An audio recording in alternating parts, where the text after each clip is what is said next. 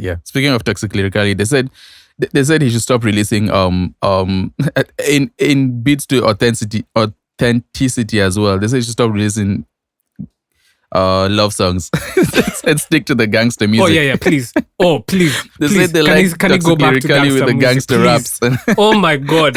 Oh Sam, thank you. Let me tell. I told Sam this in private, but now I'm just going to say it on the podcast. Man. Whenever gangster guys start making love songs, I'm like, you're losing the plot. Like you're losing the plot. Please, let's get back. Let's get back to the project. Gangsters fall in love too. I don't man. care. I want to hear about how the struggle was. Like, just let's go back to that.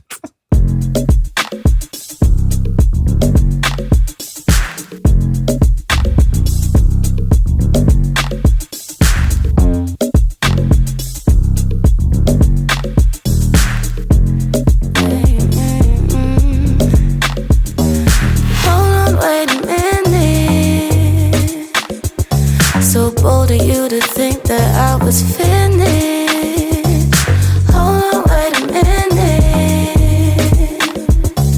The energy still lingers, can you feel it? Hold on, wait a minute. What we doing? How you feeling? What we doing? No, I like it. What's the movement? What's the vibe? Wait a minute, let me tell you something that's so sweet. Another moment of this motion and then you forget. What's up, guys, and welcome to episode 148 of the 30% podcast. I go by the name Afamefuna. My co-host goes by the name Sam Jedediah Eliapenda Are. And together, we started this podcast to talk about the Kenyan music industry in all its glory, to exalt. Is it exalt or exalt? To exalt the Kenyan artists, put them on a pedestal. Exalting is for God. And you say really? Oh, wait, sorry. No, it's not. It's not. It's just really man, great in context of exalt. I've never heard anyone exalting a human being. I didn't mean it like that. Okay, we started this podcast to put the artists on a pedestal and give them the flowers they deserve. So if this is the first time you are listening to this podcast, welcome, because you are in for a wild ride, I promise. And Sam, feel free to stop me when you can. Stop. Feel free to. I will keep going. Okay, no, thank you. Please stop, man. Oh, bro, what's up? Yo, what's up, bro? How you doing, man? How have you been? I'm decent. I am decent. I am decent. Very decent. It's raining. What's big Sam being up to? Oh, it's raining. Yeah, it's raining. So you might hear a little bit of raining.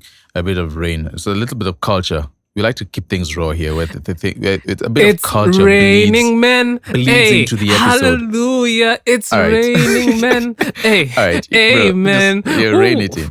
It's raining, Pun man. intended. Hey, hallelujah. It's Yeah, bro, you know when I raining, used to hear that song as a kid, I used to think it was literal. Me, I thought that's exactly what she was saying. You do look like the kind of guy who would think that actual men would be falling from the sky. That's what I thought. That's what I thought, Why bro. would you Like, think bro, that? what else? What else? Yeah, lots much on okay, that. so But it's been raining.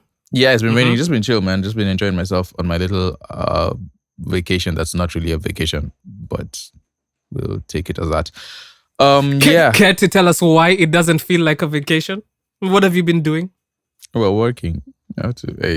The economy. It's a recession. They've not called it one, but I'm declaring that it is. The economy is down, and you need money. You need money to survive. You need money. You need money to survive and live. So Trust me, I know. I feel that in my core. He has been slaving away, man. Oh, literally. Bro. Yeah, go stream, my guy. Go stream in real life. Stream all his music. He needs those coins, bro. It's tough out here for us. You're a real one for shouting me out like that, Sam. Yeah. You're a real one. But that's it. This week was what did I do this week? Hung out with a bunch of guys, and then I was also in the studio. Was in the studio with a couple of cool people. We're working with an artist. A new artist. and we had a guy called Jegsy. Jegsy is like a really fire guitar. Wait. Okay, no. I don't know why the name Jegsy. Why are you laughing at someone's name? Okay. No. Shout out to Jegsy. Shout out to Jegsy after you laughed at his name. In fact, I'm going to cut out the shout out part and just leave you laughing at him. But anyways, so he came through and sometimes having a live instrumentalist on a song just completely changes it, because we were just like sitting around, what can we do to the song we were working on with a cool young artist called Tamia, shout out to her, but he just came and he like laid guitars and it was just perfect. Anyway, it was super cool. Like we have like really, really good instrumentalists on here. Wait, actually, speaking of instrumentalists, I forgot to mention this last week, but then I was outside. I just make this really short. Last week I was going to like give a whole long thing, but now I just keep it short. Yeah, I was outside. We're gonna start a segment, and from now on it's gonna be called Sam Goes Outside, and gives us his details on his escapades. Sam. Wait, sorry to interrupt you, but when Sam goes outside, he's like, what's his name? He's like David Attenborough. He likes to like survey people, and he's like, the wild animal hops on the stage and performs a song. This is I'm sorry Sam, I interrupted you for a joke that wasn't even that funny, because you don't even look like I'm waiting for you to get that. Like, go ahead, man. This is your platform. I'm done. This is your platform too. Wait, that's the worst thing you could ever say. That's actually so mean. I think this is your platform too. This is your platform too. So go ahead, man. Go ahead and say what you need to say. No, but I was outside. That's so mean. I was outside. I went to it's a place called Bature Brewery. It's almost like Gecko Cafe. The same kind of vibes, like a restaurant-ish coffee spot with like live music. So we went out there. Doing the Stoic, that's DWIN. The Stoic was the headliner, I guess. I don't know if you headline that kind of show, but then he was the headliner. And then Celeste Ojatula, who I suggested to Afam, and he said that her music was did you say her music was fire, or that her album art was fire? I don't remember what you said, but he liked something about it. Both, but to be honest, her album art is insane. Yeah, she's a very good artist. She's indies, like a mix between like Afro indie, almost sounding like Asha. That's a very heavy comparison, but I'm not comparing the two. It's just that's the kind of lane she's praise. On. Yeah. So and then who else performed? I don't remember her name. But then there's another young lady who performed, and my goodness.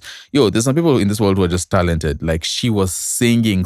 Like, she was not doing what we do these days where people just say phrases in singing manners. Like, she was bringing back like old R&B and crooning.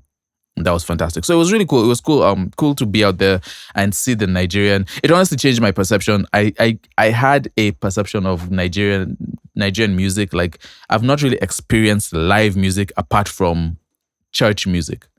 It's usually just like the pop stuff we hear, and then it's like church music, which is a live version. But it was cool seeing other people playing live, and just seeing the live scene. Like, the place was actually packed full.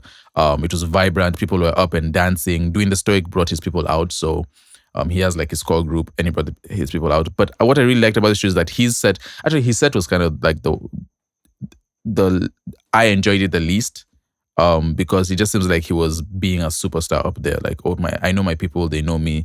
I'm just going to perform what they want, then I'm going to leave. It's the guys who came before and who really like put on a really good show, and they sounded amazing. So the sound was good as well. Like, one thing I hate at shows is that you go to a show and then you can't hear anything anyone is saying, then the live sound was bad. In this one, the live sound was... That's the sound was worst, man, when that happens. Yeah, like here I could hear everything. Like, we could actually talk about the show, because I went with another friend of mine who's a music enthusiast. So we could actually talk about the show as we're listening to it and still hear them. So it was really great. Shout out to them. That was a very good show. Hopefully I'll be able to go for more if any pop up again. But yeah, apart from that, I've just been home, man. Just been home chilling, enjoying company of people, family, and everything. So that's that. Nice. You have been enjoying life, bro. I've been working like a dog. I've been working like a donkey. Hey, bro, let me tell you, man. Things are thick. Things are thick, man. Making ends meet over here in New York, man. It's crazy. Bro, I've been, let me tell you, man, my schedule. Bro, I worked Monday to Friday. Nice. Then I had an off day on Saturday. Then I worked on Sunday. And bro, let me tell you, I'm still working Monday, Tuesday. Bro, listen, it's crazy. So I haven't had time to do anything like interesting extracurricular that you guys would enjoy. But I've been watching like stuff. I always consume a lot of content, as you Love guys Island. know. It's over. Love Island is over. But I have been watching Harry's vlogs on TikTok. And let me just say, Harry and Shakira's vlogs on TikTok are amazing. Honestly, you guys, if you watch the season, you know what I'm saying, man. Those vlogs are actually such a vibe. Harry's vlog. The sad thing though is Jamie and what's her name? And Yaz broke up, man. Oh, they broke up. It's sad. But listen, we all knew it was going to happen because, hey, listen, Jamie wants kids, Yaz doesn't want kids. And so, okay, Sam, you opened this All right. portal to this. This And is your I'm closing fault. it. I'm closing it. All right. Don't be telling me who wants kids and who doesn't want kids. Okay, That is not compelling information. It has Um, nothing to do with the Kenyan music industry, unfortunately. So, I watched the Terence Crawford fight versus Canelo. It was so good seeing him lose. Oh my God, I've wanted Canelo to lose for so many years, man. I've been Why? hate watching all of his fights. It's just, bro, like literally, like the industry is I mean, in my opinion, I feel like the boxing industry kind of rigged things in Canelo's favor. There was a time he fought another guy called Gennady Golovkin, Triple G, and in my opinion, Triple G won the fight, but they made it so that it was a draw. And I was just like, ever since that time, I was like, Canelo is a fraud.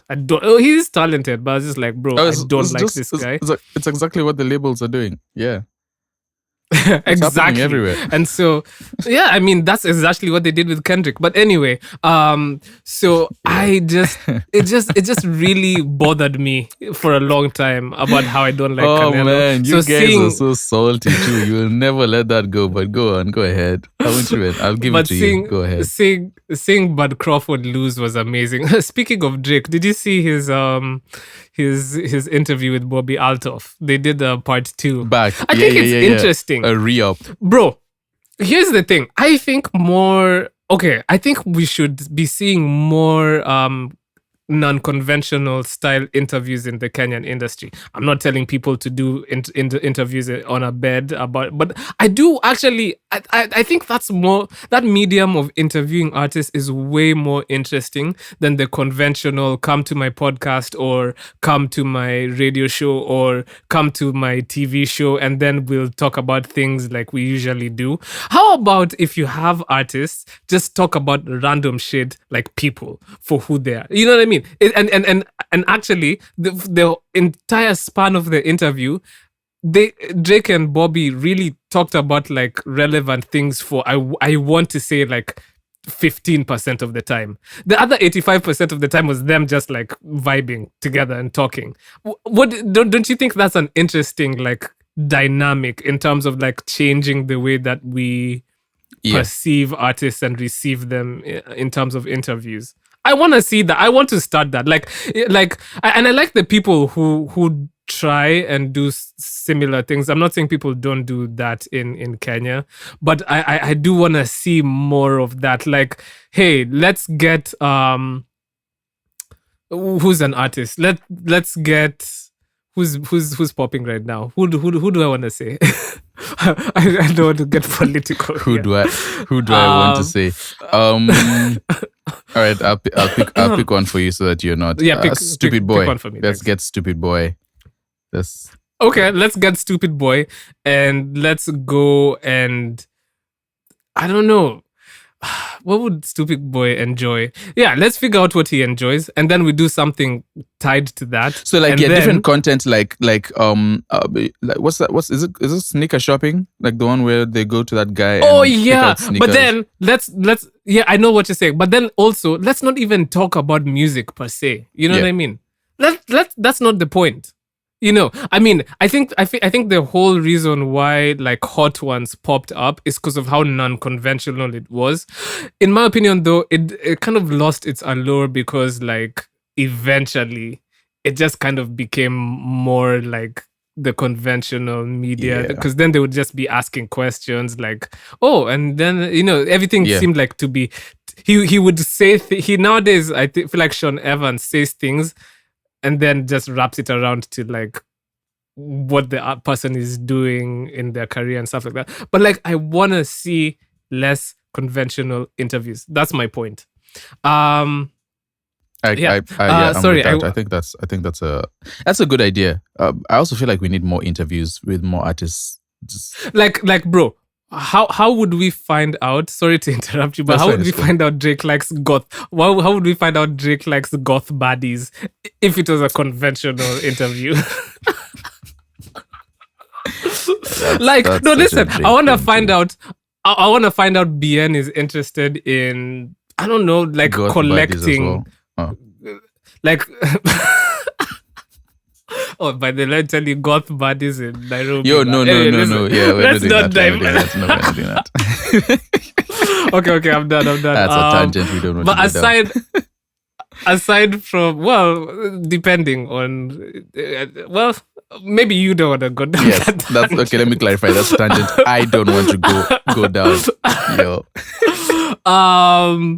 The only other thing I did, I forgot to follow up on the Compass stuff. Like, the reception was pretty good. So shout out to the people who reached out to me and said, oh, wow, this is actually really good. So thank you for that. It takes a lot to share your art and be vulnerable with the world. So thank you. But here's the thing. Sharing your art and being vulnerable with the world is the first step to being on the EAFC 26 playlist. Now, Sam, don't you agree that my segues have become a bit more? Yes. You do know that when you do a segue and you stop to acknowledge it every time, it reduces its power. You don't need to stop to acknowledge your segue. Like, fine, you did a segue. It was smooth, okay? It was cool. EAFC, we're going to a topic that matters. But then when you stop to admire it and you've not even finished the journey, like, come on, what are we doing here? Like, get to the end first, then you can look back and clap. You're like those. Have you seen the compilations of like footballers or sports people who like the sprinters who celebrate before they run and then they trip up, then they trip up and fall down and someone passes them. This is exactly what you're doing. Don't do that, bro. Go all the way to the end. Fine. I will try and see it through till the end from now on. And but no, EAFC. First off, like, that doesn't have the same ring as FIFA 25. But hey, EAFC, man. Let's actually, you know what? That's fact. Like, EAFC is such a trash name. Like, FIFA was just the thing. Just sounds like, why did they change it? It's so annoying. It sounds corporate and like dull. But one of our own is on there, man. Sofiya Nzau. She's just like doing the check. What do you call it? She's just checking off all the different things that artists would want to do in their career, that like the little missions, like the bucket list stuff. Yeah, the artist bucket list. She's just checking them off. So she's tell us about this. No. So essentially, she posted and she's like, so proud to announce that Your Love, the Antidote remix with Bruno Antidote and Please and Ty is featured on EA Sports FC 26. Such an amazing moment for Kenyan music and the culture. Our sound is reaching the world. I want to say this is the third time this is happening, I believe. I believe Matata have been on there. Oh my God, this might be cock sources, but I believe Matata have been on there, and I do believe Elsie Wameo has been on there. But this is massive. Elsie Wameo was on the other esports, right? She was on eFootball. No, yeah. She was on PES. She was on PES, like what PES changed to, right? Yeah, eFootball, I think, is what it's called now, if I'm not wrong. Okay, yeah. Okay. Oh, yeah, thank you. This is why a two-man podcast is important. So Sam can fact-check me. Fact-check me. How about just not give wrong information in the... But listen, sometimes giving wrong information is fire. Yeah, right. Sometimes going with wrong information is fire. I know some people in your life will be completely disappointed in that take, but all right, continue. Anyway, okay, fine. You're right. I do believe I think I saw Matata have this happen to them, but I may be wrong. So I'm open to being corrected. But this is massive. And for me personally, like why am I calling EAFC? FIFA has always held a really, really Oh yeah. Big part of my life. And the reason why I really felt like I needed to speak about this is FIFA influenced my music taste, Sam. Like the first songs, like the first FIFA I ever played, I believe was FIFA 03. And then from there, like I played I started in 04. I started in 04. I remember that was 2005, and I remember I was in Nigeria. The track list. Yeah, that's the first time we had gone back home. And so it was like, that's what I used to do. That's the one that heard, and let me jerk it out. You know that song, jerk it out? That's the one. And it's easy when you know what you want. It goes to time as you said it begun.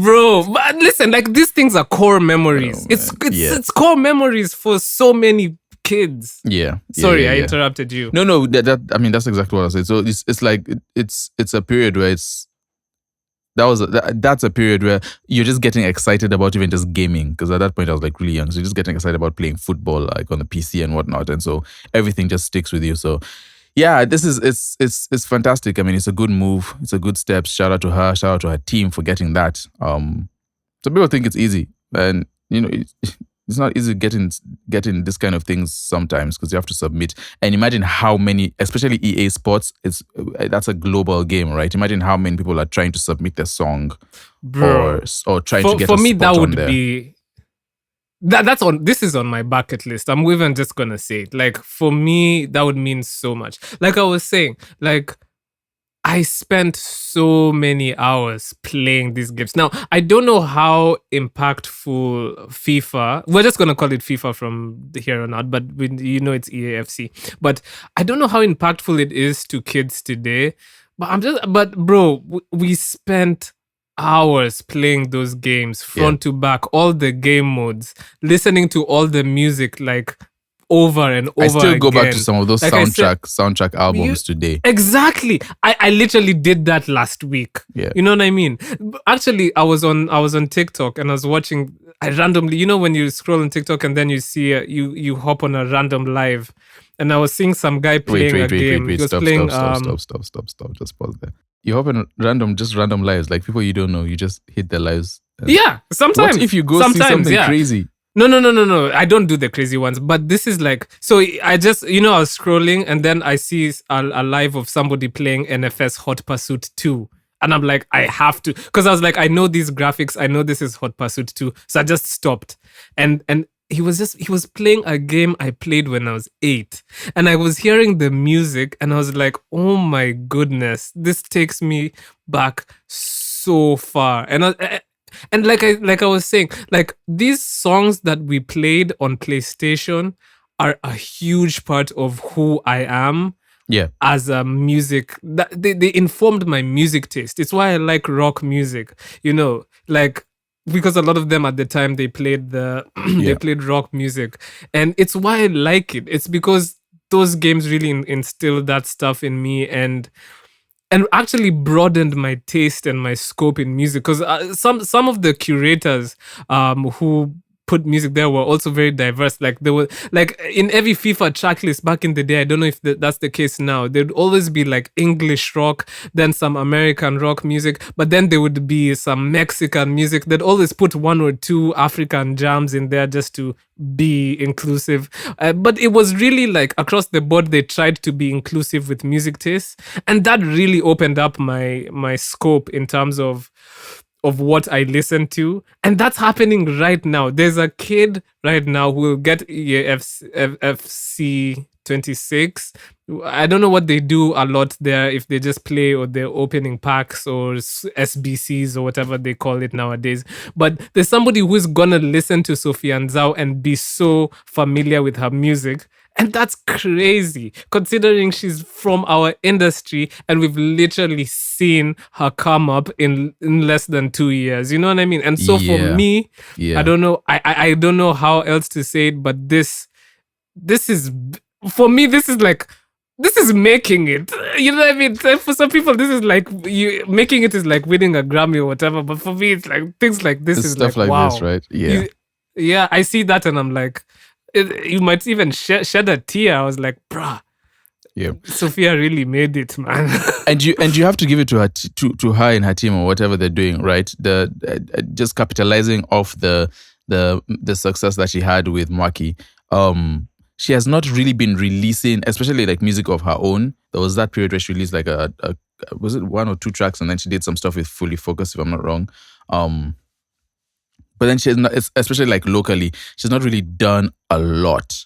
But she's been teaming up with like just like elevating in terms of the people she's collaborating with, and some of the other people who we are listening to, like when we're in college and just listening to like EDM, electronic dance music, and just now, getting stuff like this on like really major parts of her childhood. So it's just really cool how she's, I guess, on that other side, she's moving and making moves and trying to figure it out. So that's shout out to her, shout out to her team, and shout out to her, man. Yeah. Big things. Always shout out to Sofiya, man. Listen, Sofiya, I'm trying to have you on the podcast, man. Listen, yeah. Come sit down and talk. Come sit down and chop it up with us. So somebody else who is also doing big things is Bridget Blue. She posted in concert with Spotify, and she says, "I'm thrilled to be teaming up with Nike and Spotify on the Global Make Moves Challenge, inspiring girls to move to one song every day for a month. As a woman who has found healing and confidence through music, this campaign means so much to me because movement is freedom and every girl deserves to feel strong, joyful, and unapologetically herself.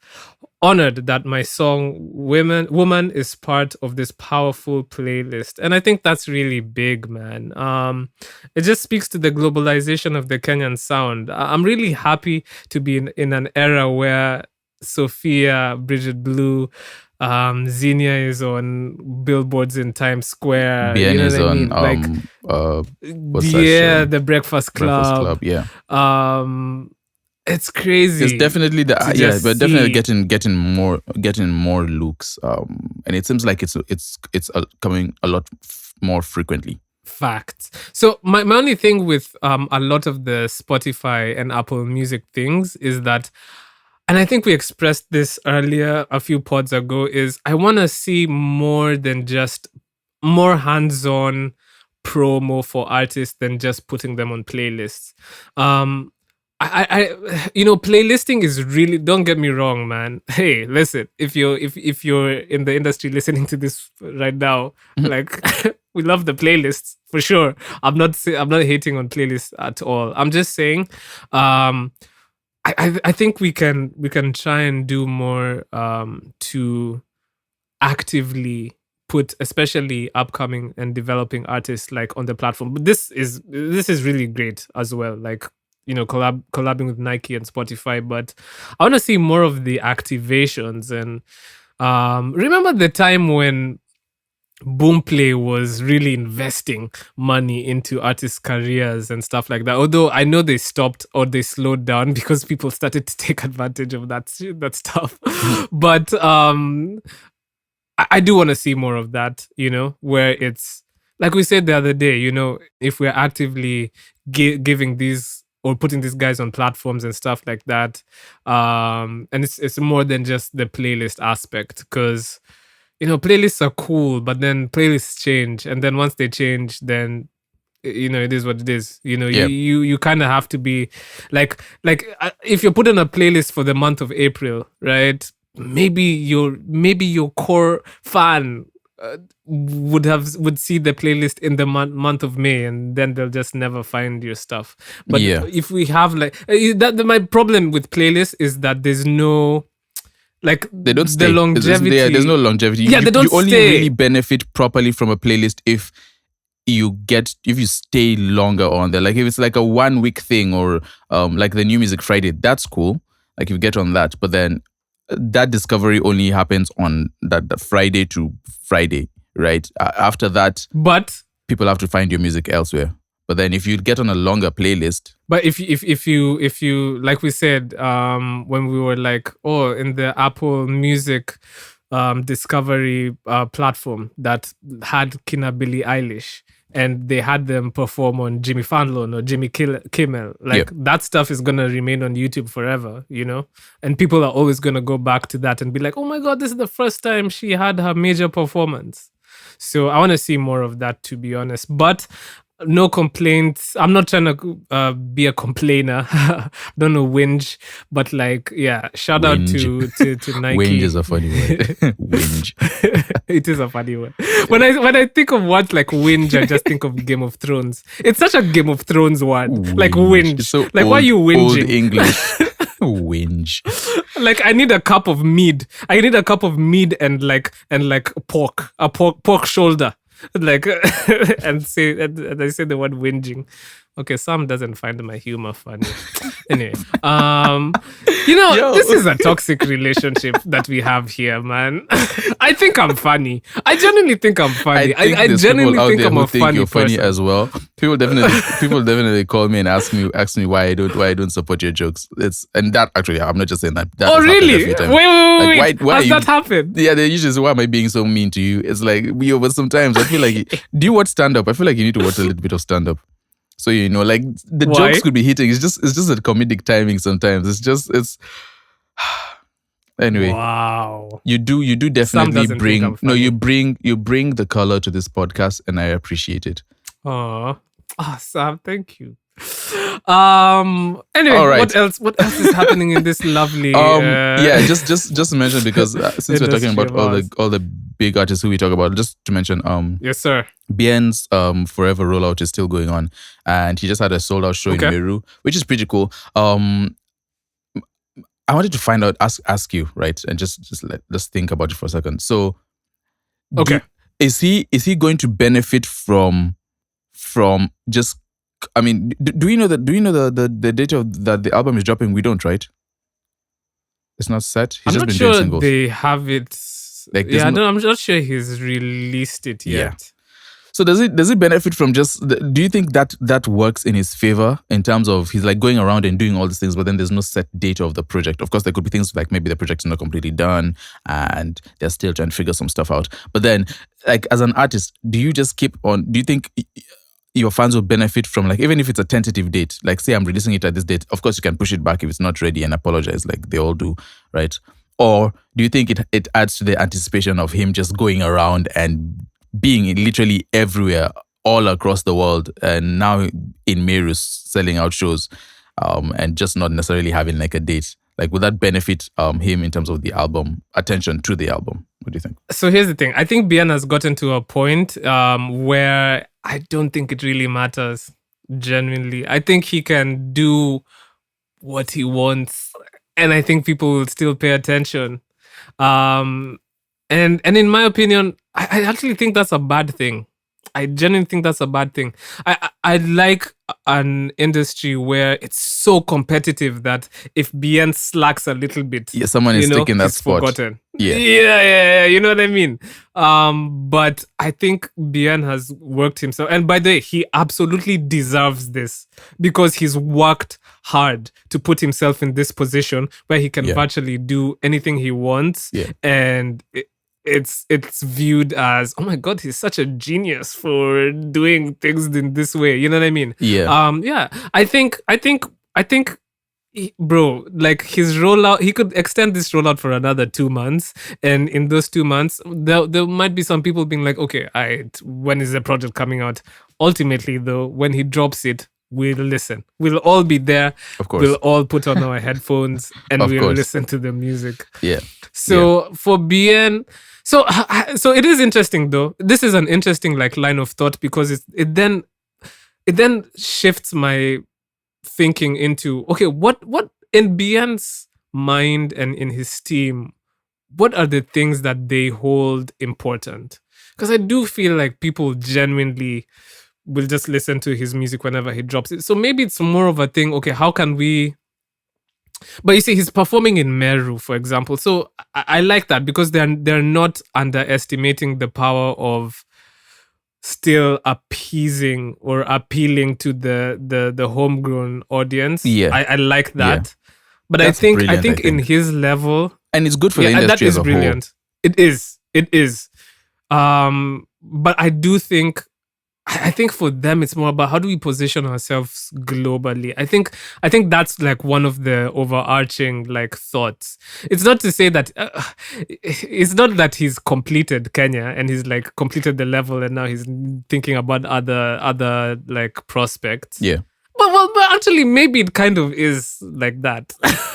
I think strategically, I think for me that's what my main if I was in his team, that would be like my main thing is positioning you so that like people all over the continent and then people all over the world are excited about your music. And then now that's when all these rollout things become very, very, very important. You know? Yeah. Because in Kenya, like I said, I think we'll just consume his music when he releases it and how he releases it and how he chooses for us to receive it. That's fine. But that's not the case for the international market. So it's I don't think they're completely disconnected in terms of him appealing to the homegrown audience, going out and doing shows in the less Nairobi areas. Because the less Nairobi area. yeah. Because it's really Nairobi and then it's like Nairobi and then the rest of that's, unfortunately, that's how the Kenyan music sort of looks like. But it's like, because if he goes out there and in order for him to like position himself properly, some people might want to see like, all right, you're coming over here trying to market to us. What are you doing in your own country? And if he only has like a small part of Kenya, really messing with him and his music, rather than the rest of, like, if he has more of the country messing with him, like he's like the people over there would see like, oh man, this guy has like the whole country behind him. Definitely, we need to have him up here. So I think that might be like a really cool, a good move that they're pulling in terms of, or actually, he could just be doing shows. No. Everything is strategic. Actually, you've changed my mind. I think the point I was trying to say is for Nairobi and Nairobians in general.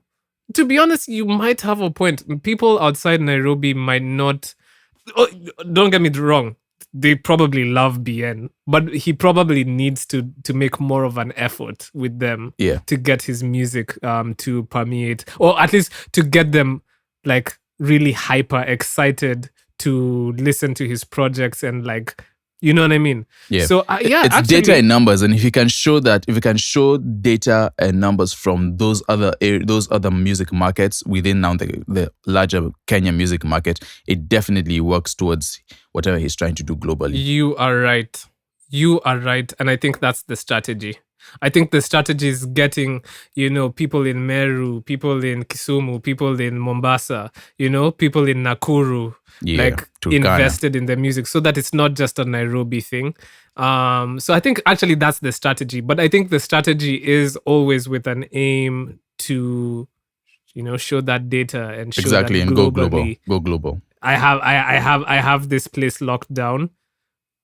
And use that as leverage. Okay. That's cool. Listen, that's the thing about this podcast. We all learn. We all learn together. Yeah, we're waiting for the album though. Like, let's not don't be like a. Like, imagine 2 years from now. Alusa Continua. Come on, man. We just want to hear Alusa Continua. 2 years from now, he's still rolling out the project. He recently, Fino, which is who is a legendary Nigerian artist, jumped on All My Enemies Are Suffering. I don't know if you've heard that, but.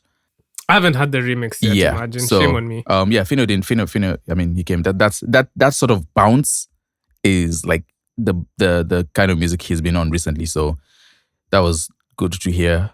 Good to see, man. Good to see him collaborating again with more of the Nigerians and all of that. So shout out to him and Remy for the production and everything. That they're doing some good work over there. I want to bring up something else. Okay. What do you want to bring up? Again, You've put on your voice. Anyway, okay. I don't. First off, I don't have a voice.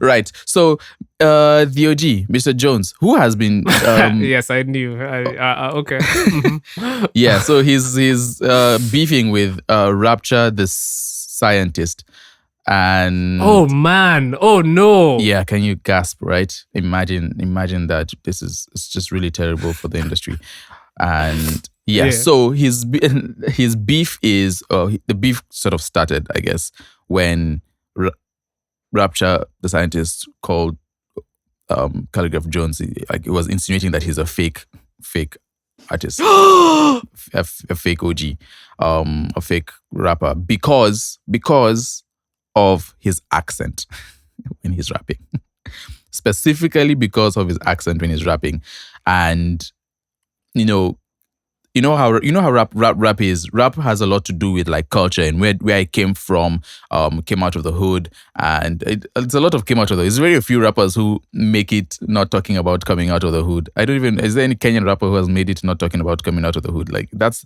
almost like a rite of passage for rappers. So he's talking about coming out of Kayole, and going through that, and obviously it's insinuating that coming out of Kayole is like you came out from a more of a struggle lifestyle, and you're making it, splashing millions and whatever you're doing, right?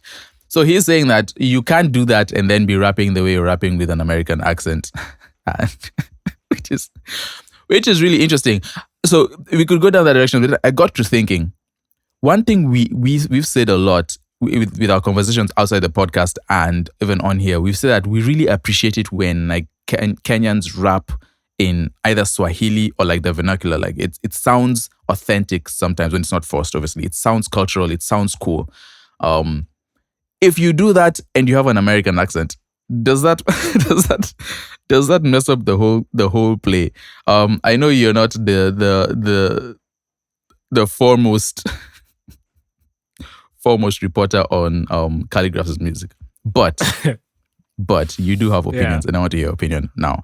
First opinion, in terms of his music, do you think that Calligraph would be getting more support than he does locally, and as a result of the local support, external support, like support outside of the country globally, if he sounded more authentic to the Kenyan, I'm doing that in quotes, sounded more authentic to I guess his roots and Kenya and all of that?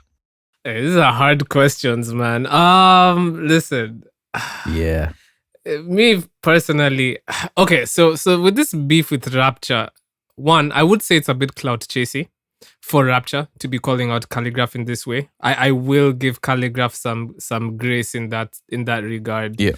It does feel cloud chasey, I'm not gonna lie. Because it was on and a he wouldn't be the podcast, first I one, like, believe, and he was saying yeah, he how, wouldn't be the exactly sorry. Yeah. Sorry. He wouldn't be the first one to bring this out. Like, this has been a criticism against Calligraph for a while. For Sorry, go sure. on. Yeah, I mean, like, it is cloud chasey. I think he just really wanted to get attention. And then, I don't know about Sijui, the cops were called on him by Calligraph or whatever. Okay, I don't care about all that stuff. Now, about the question about how Calligraph raps, it is, listen, that's actually something that's put me off from listening to his music, genuinely. And because I see through it, it just doesn't sound as authentic. Now, here's the thing, and this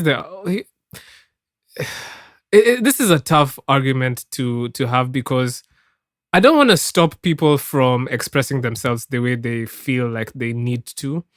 Now, if you look at artists like, let's say, Zinia or Karun or Swahili Papi or Rekumbo or like Kilimani rappers and stuff like that. Yeah. A lot of people, even me, for example, I'm inspired by Ketranada. Like, those are the beats I made. We are all inspired by the West, and we all we all integrate that into our music. It's happened, we've done it before and stuff like that.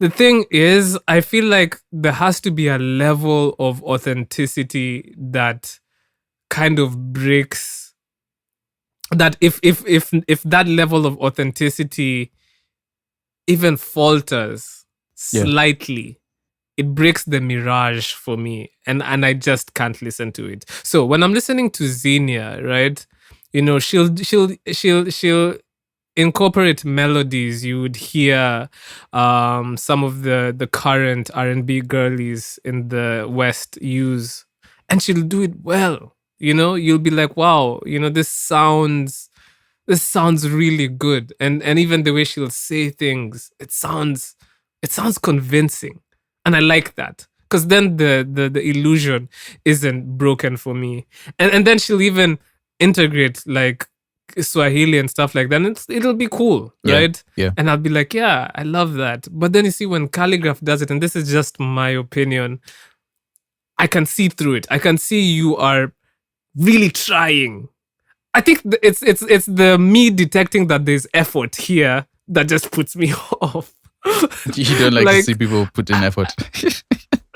To try and sound like your whatever, you know what I mean? Because then I'm just like, be yourself. You know what I mean?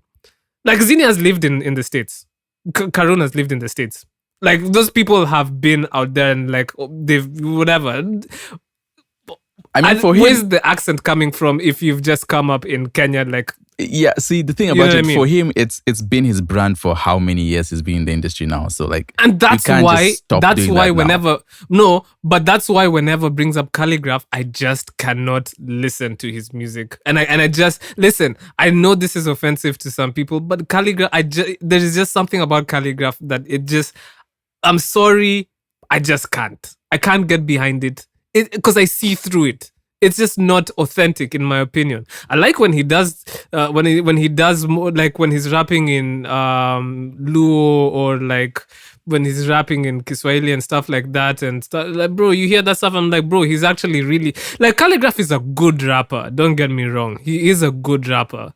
It's just how he presented that. If you say, for you personally, you feel if you tell him, if you bring his music to like where I am right now in Brooklyn, I just don't see it gaining traction.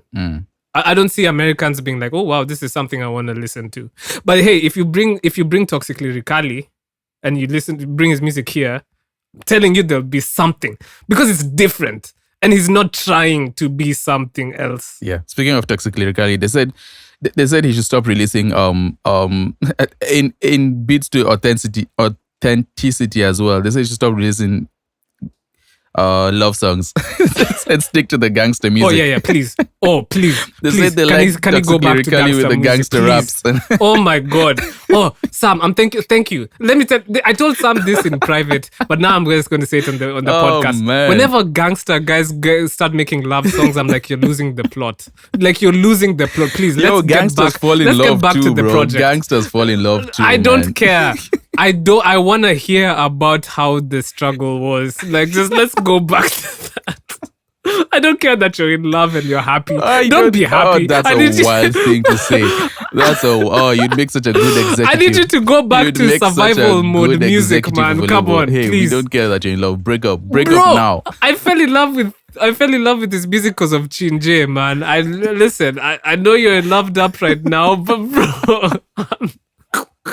But it's true, and this happens all the time. I don't know why, and I don't know what it is, but even in the American scene, whenever there's a gangster rapper, they'll always say, "I'm now going to make a love song," and it's always ass. Because think about it this way: when you do gangster rap, there's a specific specific genre of human being. There's a specific type of human being that you appeal to, and you, as an artist, you always want to broaden your reach. Right, and one of the loyal people you can get is like once you make a love song, you have the ladies, you have the girls, and the only way to get there is by you're talking about your emotions, bro. So what do you want them to do? There's nothing else they could do except to start doing gospel music, and I think gangster to love is a lot less of a shock jump than gangster to like gospel music talking about. Sam, I'm sorry, I'm just going to have to disagree with you. Please just stop. Gangsters who are making love songs, just stop. Listen, I'm going to hold your hand as I say this. Just go back to making the gangster music. Please, thank you. Put down That's the flowers. my Put down the message from flowers. Pick up the. Yeah. No, Sam. You know that meme of Michael Jackson who, when he's putting down the gun. Have you seen that meme? Pick that back up. No, it's for flowers. Just put down the flowers. Yeah, softly. pick. Just put them down. Oh man. But anyway, in other things, in other news of things that just need to stop, streaming platforms need to stop lying to people and just taking their money. Facts. Listen, Spotify annoy me. So they're rolling out, actually, any platform that starts rolling out lossless audio. Oh my God, listen, we're going to give you lossless audio and you're going to be able to hear every single bit of musical information. It's such on your bullshit. 100 shillings earphones. Bro, it's such BS, man. Because first of all, most people do not listen to music on studio quality headphones. Yeah. So either way, however lossless this music is good. Do you know what this is? This is a scam. This is like people who marketing. pay $50 for... Listen, it's like people who pay $50 for drinking water. Like, do you know these people in America who pay like $100 No, but that Fiji for a though, bottle of water? that Fiji has. But it's all BS. It just all tastes like water either way. You know what I mean? And that's the point.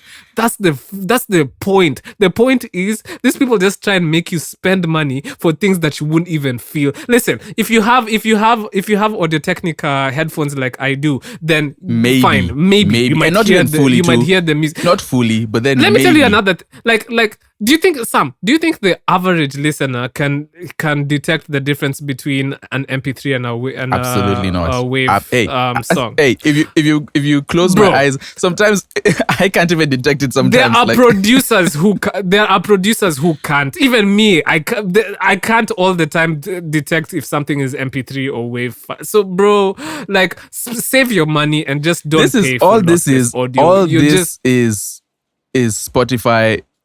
Spotify has been on a profit loss since they started. Like they've not been able to turn a profit. Mr. Eck is rich. However, the company has not made profit. So they're going to keep doing things, and they're going to keep doing things that sound fantastic to gain more people in, to bring more people in. Guys, come listen. All your music that you love, your playlist, it's all going to be lossless audio. So now you can hear every single detail. I'm sure that's even going to be the campaigning. Every single detail. You can hear the artist breath. The way they intended you to hear them. Man, you miss me with all of that. That's just yeah. That's the one that they always say. The way the artist intended you to consume this music. That's the biggest lie. Yeah. But listen, it's more than just Spotify. Guys, let me tell you guys something. The music industry is in dire straits. By the way, in the global sense, they're struggling. Let me tell you the sentiment out there is like the music industry is kind of dying slowly. And it's because streaming is so mature right now in the West that there is no like literally it's so depressing. Like there's no growth. I watched this girl on TikTok who she writes for Billboard, and she's always talking about her conversations with people in the industry and stuff like that. And she's always saying how everybody in the industry just sounds so depressed. They're laying off people in the industry. Like, let me tell you some. Even me over here in my experiences, like in New York, like the industry is really going down the toilet. It's just not inspiring. It's like and that's streaming why is just slowly suffocating the life out of it, bro. It is, and people are, because listen, everybody who will purchase music via streams has purchased music via streaming. Yeah. You know what I mean? So and that's why I keep on saying they need to start focusing on places like Africa, because who else are they going to market this stuff to? And that's why now you'll start seeing all these funny things. You know, like when there's international break and you see all the content creators who make content about football start talking about random things. Doing reviews. Yeah. Or you'll hear them start being like, I saw Rory talks Arsenal reviewing sweets. Yeah. I saw him reviewing Coke. I saw him reviewing Coca-Cola in Mexico. So essentially, that's what's happening with the music industry. so that's what's happening in the music industry. When the music industry is not working out, now you'll start seeing all these funny things. Oh, Spotify have decided to raise the prices one more time. Oh, Spotify have decided to introduce a supremium tier for They listeners just want who to want be to in be the super fans. conversation still, so you don't forget about them.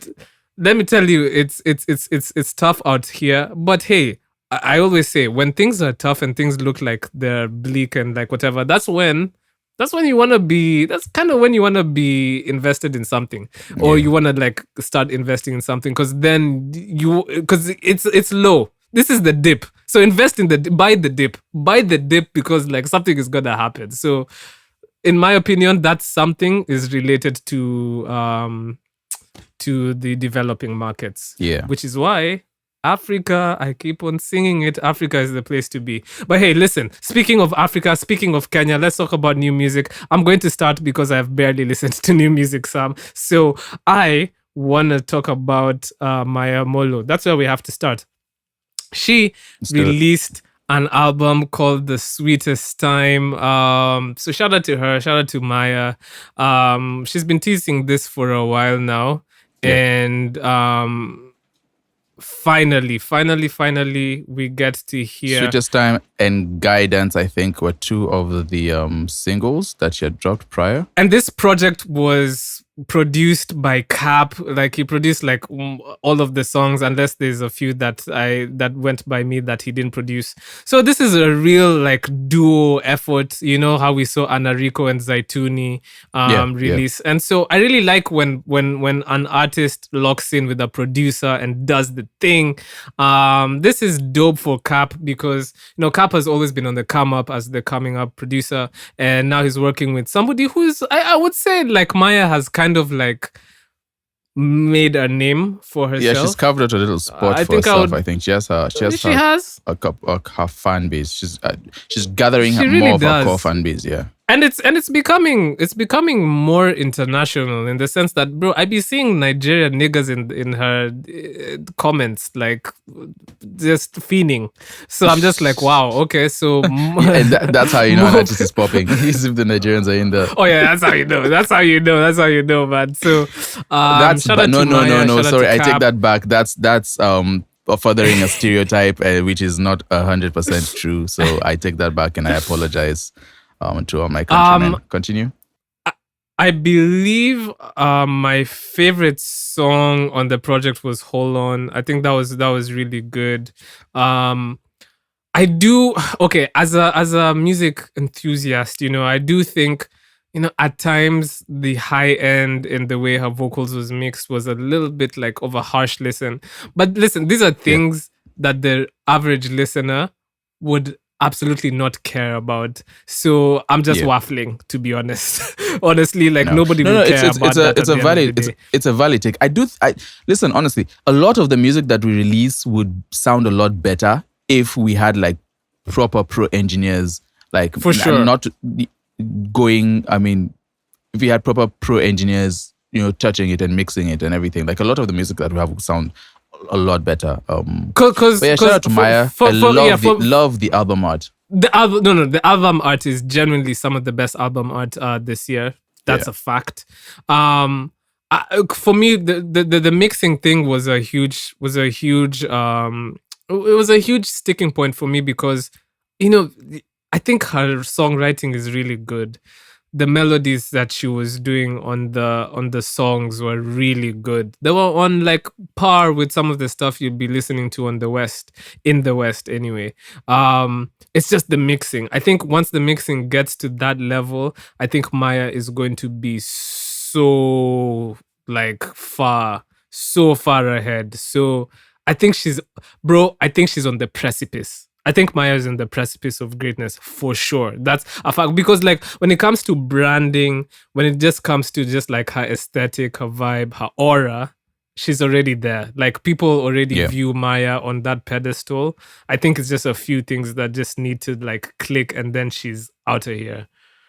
Aside from Maya, hey, I did listen to much. I listened to Confused by Kahaligraph. I listened to Inside by Savara and Keem Life. Shout out to Keem Life, bro. Is like really like pushing the envelope here. working with more mainstream people, making a name for himself. I also listened to Gangster Lover by Mr. Seed and Stupid Boy.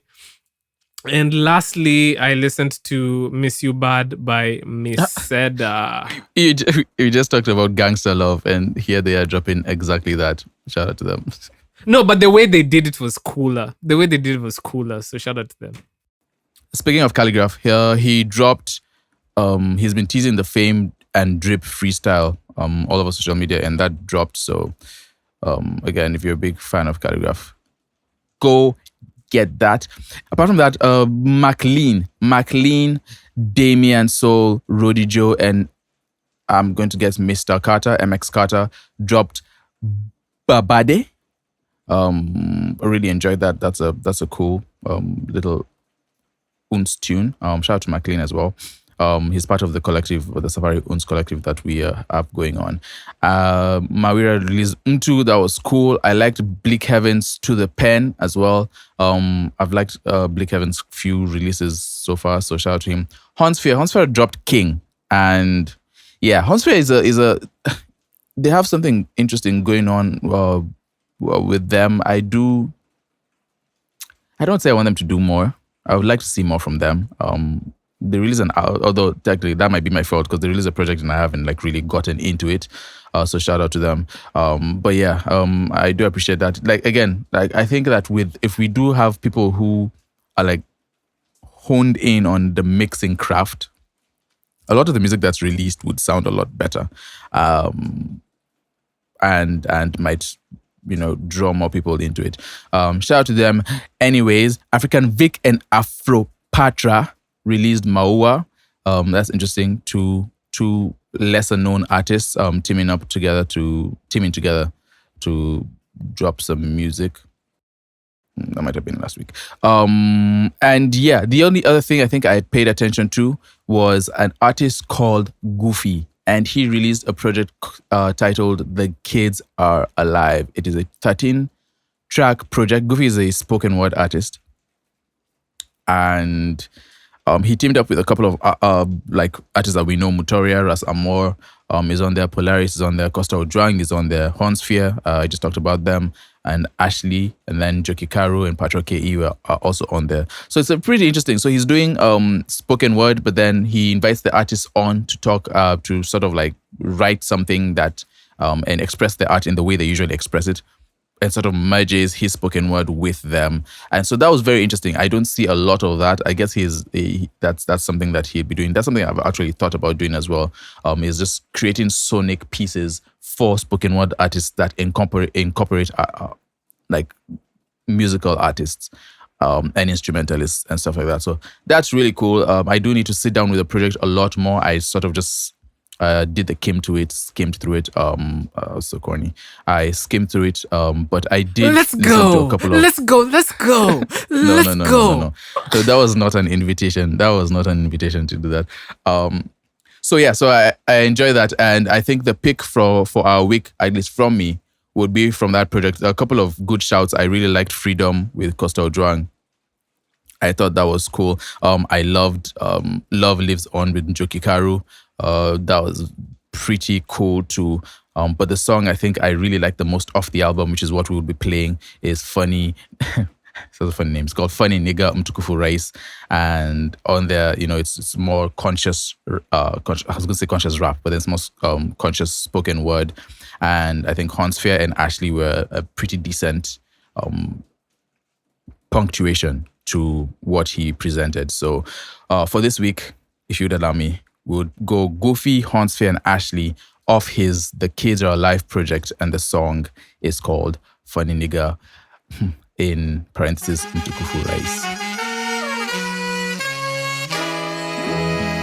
Mtukufu Rais. My name is Gufy. My friends call me Documents. My mothers call me Nyathina, Ward Mary. My father is dead, but he left me his name. Call me son, call me Onyango.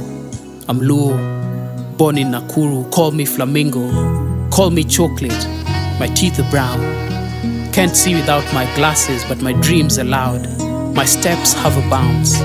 I'm proud of the words that bleed out of me. They call me poet, call me single, call me funny, call me stylish. My sister calls me the celebrity of the family. My nieces and nephew say I'm cool uncle, call that truth.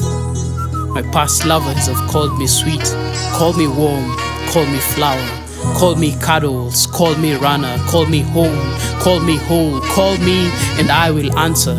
I pray to the Lord, He calls me His, calls me chosen, calls me anointed. I call Him Father. Mtukufu Rais, I'm called many things and I answer.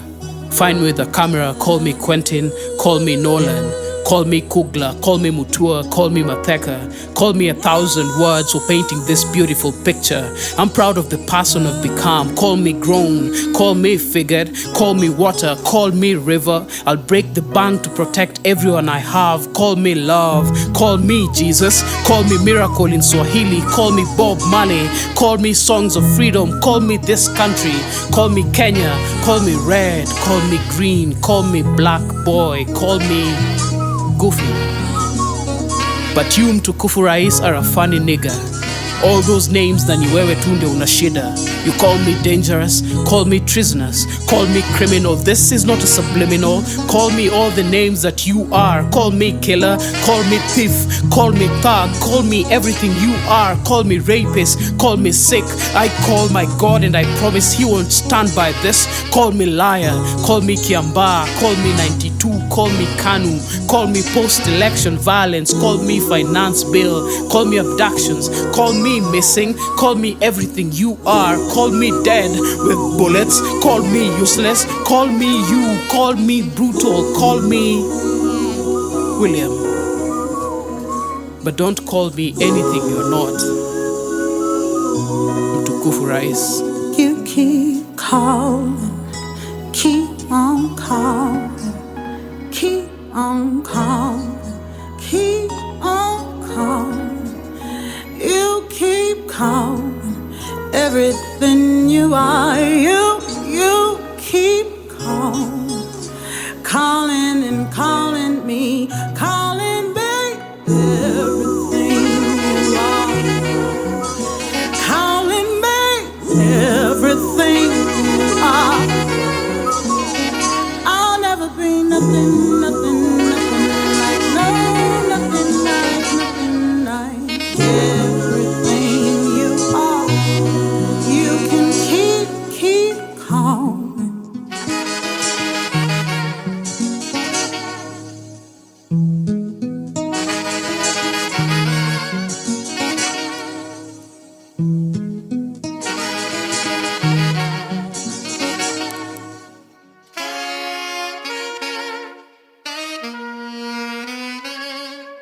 That was Gufy with Funny Nigga, Hornsphere, and Ashley joining him on that track. Shout out to him. Again, I need to sit down with that and listen to it a little bit more. But yeah, that's cool. We love to see it, man. Love to see different forms of art merging together. Let's see the fashion guys team up with musicians to create like special soundtracks to their fashion. Let's see the painters and photographers and videographers. Well, videography and music really goes hand in hand. But then let's see other forms of art coming together. You know what form of art we don't really see is pottery. We need to see some more just pottery and sculpting and team up with musicians. Have Afam create a beat. Maybe you should do a whole compa album to your sculpting thing. I'm going to have to stop you here and thank you guys for listening to this podcast. This is one of the few times I've had to do. I'm doing a psalm on you right now. So essentially, it was guys, very necessary. I was going somewhere where I didn't even know I was going. Thank you guys as always for listening to us. 148 episodes you have stuck by our side. Thank you. As you guys know, we started this podcast because we want to see Kenyan artists paid more and played more. If you're new on this podcast, I'd like to give a mantra I believe in that I kind of use for myself to kind of get myself amped up in this art stuff. Number one, I call it the 3 C's, and number one is confidence. Always be confident in your art. Number two is consistency. If you are not consistent, trust me, you will be forgotten. And consistency is better than talent. And number 3 is craft. Always, always, always spend some time in your day to work on your craft. Trust me, even if it's 5 minutes, it's going to add up at the end of the day. Sam, it's been a pleasure recording this podcast with you. I think I would say it's been delectable. It's been phenomenal. It's been fantastic. It's been otherworldly. It's been really long. Otherworldly. Hey, listen. And it's been a revelation. Right, yeah. It's been a revelation. Same. Likewise. Retweet. Retweet. Noted. Hey, noted. Yeah. Hey, September is Take a Man on a Date month. Man, listen, all the guys out. This is Afam gave you words of wisdom. I'm giving you words of wisdom as well. This is your chance to listen. This apparently it's September. It's Take a Man on a Date month. I don't know who comes up with these things, but hey, I'm not complaining. This is our man. This is our month. So demand those dates. Make sure you don't pay for a single one. And also, girls, bring your man some banana bread on those dates. Trust me, he will be very happy. Yo, all right. Thank you guys for listening. We'll catch you guys in the next episode. Banana bread, you say. Okay, bye, banana guys. bread have to do with anything? What does banana bread have to do with anything, man?